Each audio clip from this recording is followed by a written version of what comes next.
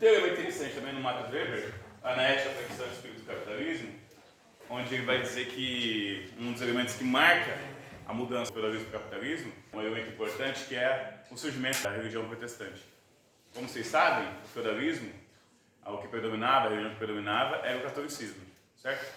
Aí chegou lá por volta de final de 1400, né, 1518 na verdade, quando o Martinho Lutero publica as 95 teses. 95 teses. Que quer dizer o quê? Qual é a importância dessas teses? Pagamento de indulgências. Isso, muito bem. Contra o pagamento de indulgência, né, a corrupção na igreja, né, no geral, corrupção na igreja. A tradução da Bíblia também, né, que na igreja católica só os padres é que podiam ler a Bíblia, né, e tal, e as missas celebradas em latim. Né. Isso é junto com o negócio da invenção da imprensa, dos livros impressos, né, que antes vocês sabem que os livros eram copiados à mão, né. Aí tinha os copistas e tal, que começou até... Então a Bíblia foi o primeiro livro publicado assim, em grande tiragem em série, né, nesse processo. E ele fala uma coisa interessante aqui nesse livro de 1905, que durante o feudalismo, quando predominava a ética católica, a produção condenava-se o lucro, a atividade lucrativa. Então você trabalhava, mas não podia pensar em acumular e coisas assim, né? Desde que não fosse o lucro da igreja, né? Se não fosse o lucro da igreja. Eu tinha acúmulo, né? Mas aqui então ele vai dizer que o capitalismo, que a ética protestante, ela colocou uma nova ideia. Qual era a ideia? A ideia é que se você enriquecesse, quer dizer que Deus estava agindo na sua vida. Certo? Se você tivesse na sua vocação correta, né, determinada por Deus, a sua vida necessariamente ia prosperar. E se você fosse escolhido de Deus para prosperar. Deus escolhe umas pessoas para prosperar e outras não. Né? Tem uma predestinação. Você já nasce destinado a ser pobre ou a ser rico, segundo essa ética. E aí, se você é pobre, é por dois motivos. Por um dos dois motivos. Ou porque você não é um escolhido de Deus, infelizmente, cry, ou você não está na sua posição correta. Porque se você estiver na sua posição correta e for um dos escolhidos de Deus, você necessariamente vai ter prosperidade na sua... Isso levou as pessoas a buscar o trabalho assíduo, né, como fonte de enriquecimento. Uma coisa equivocada, quando você fala que no feudalismo você tinha mais liberdade, né? O trabalhador tinha mais liberdade para organizar a produção, porque sabia o que estava sendo produzido, acompanhava o processo de produção do começo ao fim. Isso é um pouco romantizar um pouco o feudalismo, né? Mas sabe que no feudalismo, o que aconteceu? Com a desintegração do Império Romano, foi se formando então as aldeias feudais, abandonaram as cidades. E isso levou as pessoas a morar nos campos, no sistema de colonato.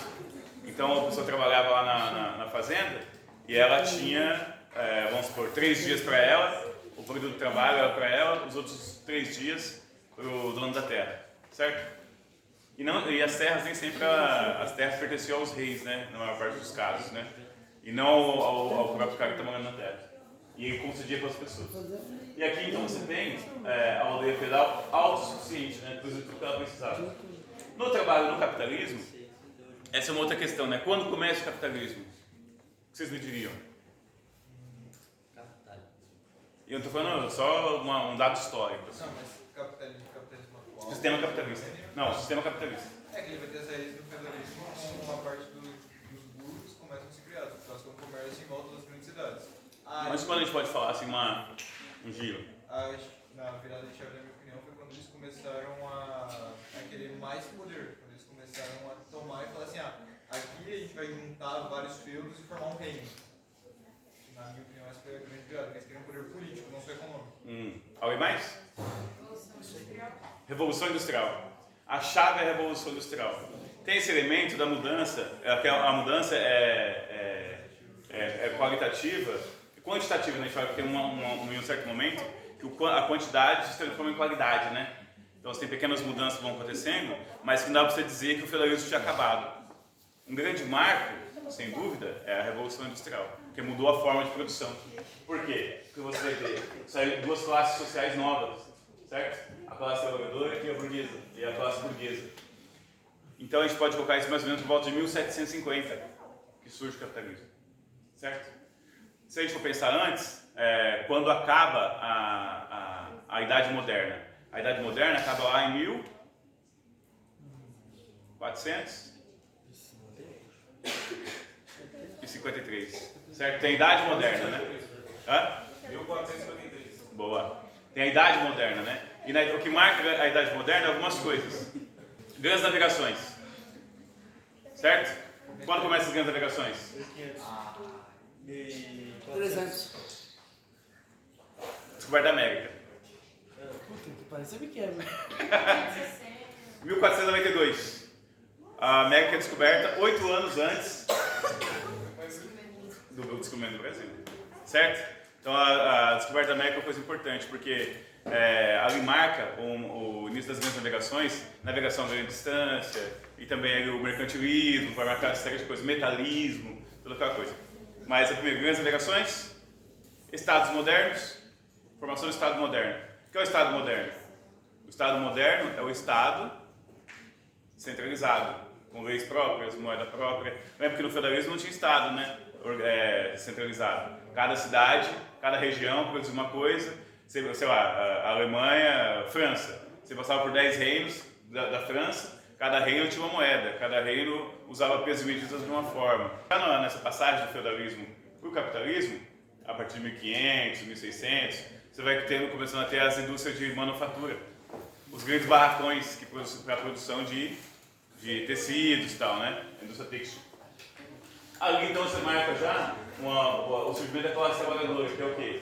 Uma grande massa de trabalhadores que começa a ser expulsa dos feudos e começa a migrar para as cidades, certo? As cidades começam a inchar e tal, e surge uma nova classe que é a classe burguesa.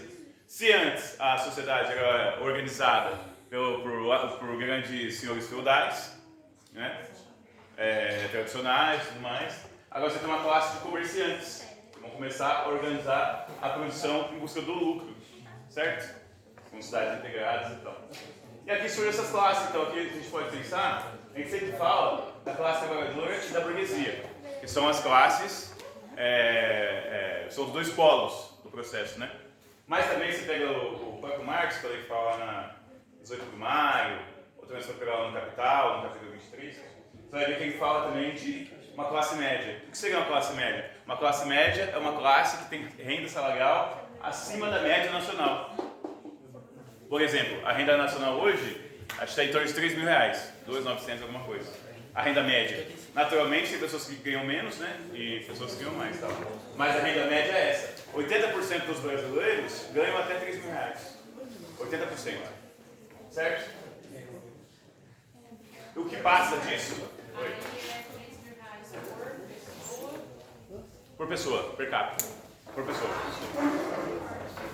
Mas é que aí o jeito que o IBGE usa, ele coloca tudo junto, né? Até 3 mil. Então até 3 mil, tem metade da população ganha até 1.800.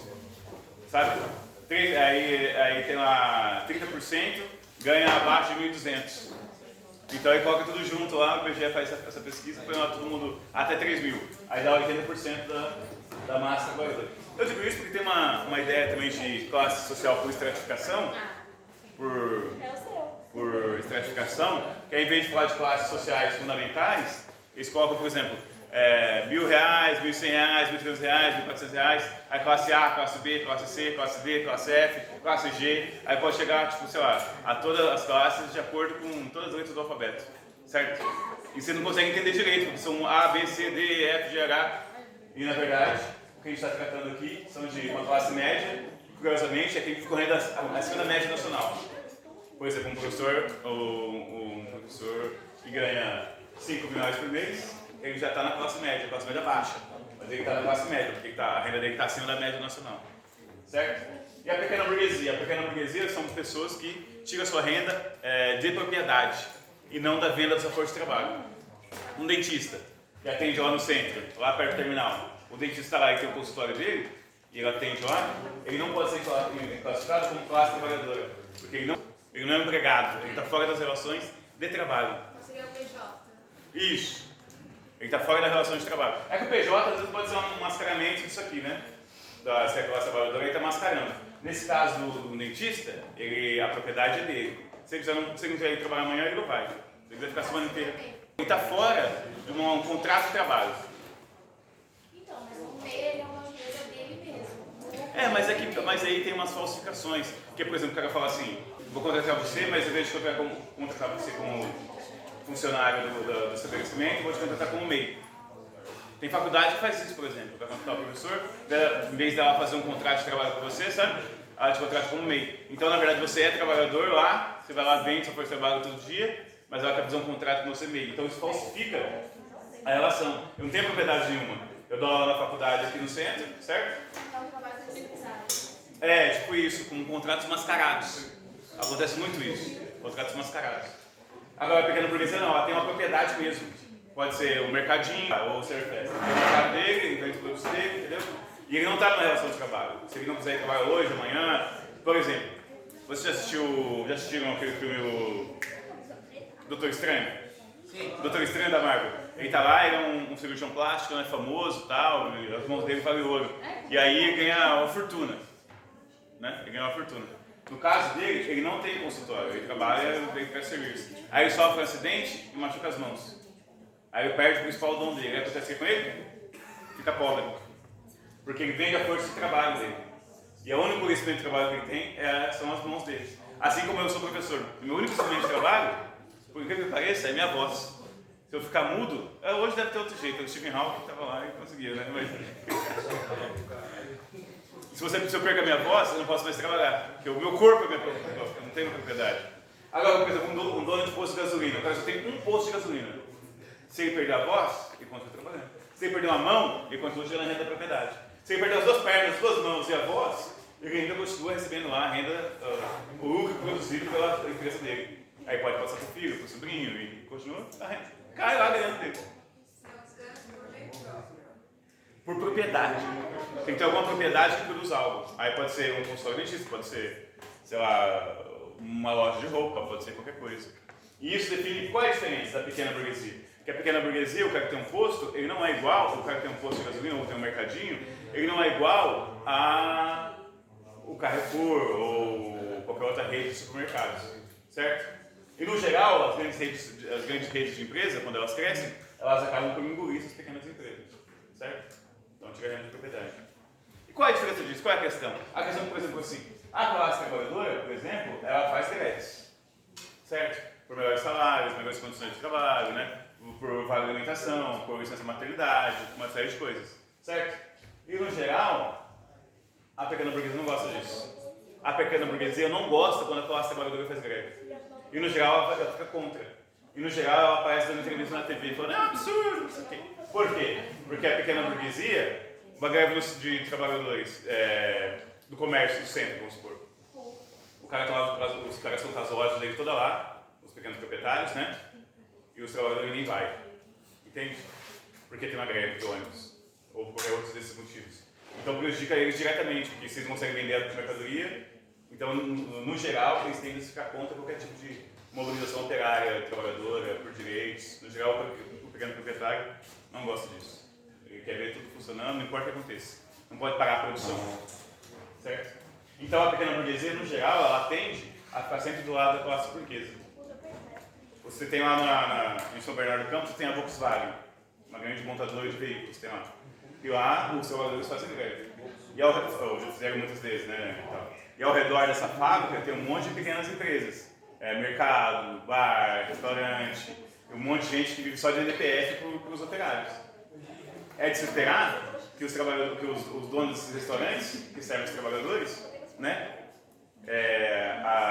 Apoiem os trabalhadores quando fazem greves, certo? Porque eles estão gastando o salário dele lá, naqueles restaurantes. Mas quando tem greve, adivinha o que eles fazem? Eles ficam contra. Eles ficam contra. Então, no sistema produtivo, para a pequena burguesia, no geral, tem uma parte que vai apoiar os trabalhadores, no geral, qualquer movimento que os trabalhadores façam que pague a produção, atinge diretamente os lucros deles. Porque eles tiram renda da propriedade, né, do comércio que eles têm. E aqui tem outros setores, né? O proletariado, dá uma palavra do latim, vem lá aparece lá na história de Roma, né? Quando começa então a ter a sociedade romana entra em crise e falta a propriedade, e a pessoa trocar mão de obra livre por mão de obra escrava, sabe que na República Romana tinha 2 milhões de escravos. No Império Romano tinha quase 5 milhões de escravizados. E isso acabou levando a substituição do trabalho no campo por mão de obra escrava. Aí esses trabalhadores foram para as cidades, certo? E a característica aqui, prole é filho, né? Vocês sabem, né? O homem é só prole. Prole é filho. Então, o proletariado, as pessoas só tinham os próprios filhos. Não tinha propriedade nenhuma. E aí volta de novo, interessante de se comparar esse tema da crise. Então, esse proletariado quer dizer todos os trabalhadores que vivem só da renda do seu trabalho, certo? Abaixo deles, tem um outro nível, que é o lumpenproletariado. É um setor então, que desistiu do emprego. Inclui prostituição, inclui traficantes, uma série de pessoas que vivem de outros elementos que não o trabalho, certo? Tem um termo que eles usam hoje também que é precariado, né? Que eles falam.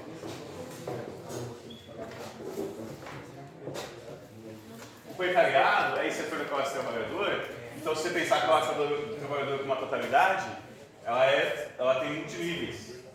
Ela tem multiníveis, certo? Desde o trabalhador que ganha lá R$3.000 por mês, que é a média, né? Hoje no Brasil.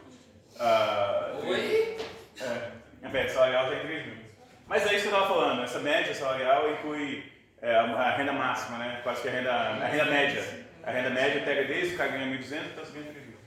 Então você tem esse setor aqui que ganha R$3.000, aí aqui embaixo tem o setor que ganha 2.500, aqui embaixo tem o setor que ganha 2.000, certo? Eles têm como característica que são trabalhadores e tem só como propriedade os próprios filhos, né? Mas tem um setor aqui embaixo que ganha, sei lá, R$1.200. E esse aqui é um número grande, sei lá, no Brasil hoje já são uns 40% da população. Isso é uma coisa muito interessante, que o Brasil tem 210 milhões de habitantes, mais ou menos, ou 205, não lembro direito. Desses 210 milhões de pessoas que tem no Brasil, só 175 tem condições de trabalhar. Porque menor de 14 anos, né, não vai trabalhar, aposentado também não vai trabalhar, né? Aí você vai pegar, então, 40% da população que trabalha em condições de trabalhar está recebendo esse tipo de salário. E aqui as condições de trabalho, desse precariado, tem algumas características. São trabalhos rotativos, baixa renda, autoexploração, sem direitos. Por exemplo, às vezes você tem esses contratos que vencem anual, aí você não tem demite por licença de maternidade, uma série de coisas que a galera faz, vai tentar negar direitos, né? E aqui, então, qual seria uma das características, algumas das características do trabalho no capitalismo? Uma das coisas, o trabalho em série, porque aí entra a questão da indústria, né? A produção em série. Quando você pega no feudalismo, ou lá já por volta de 1500, 1600, 1700, época da manufatura, você tem produção, até produção em grande escala, com a indústria têxtil, por exemplo. Você tem até produção em larga escala, mas você não tem ainda produção em série, seriada, né? Então isso é uma coisa que vai se avançando. A bateria fica dando. Em 1750, 1760, que vão começar a ter a máquina a vapor também. Você começa a ter então um ritmo candente do trabalho, certo? E vai ter no século XIX então uma grande industrialização. E com essa grande industrialização vai formando os bairros operários, então, a grande concentração de trabalhadores nos centros urbanos, certo? Isso vai levar a algumas coisas também, que é o surgimento dos partidos e sindicatos. A principal coisa são os sindicatos. E a função do sindicato é mediar essa relação de trabalho. E como você começa a ter um monte de gente concentrada nas cidades e centros urbanos, começa então a ter um monte de movimentos que vão lutar por direitos, né? E aí surge, por exemplo, o sentido das greves. É isso aí.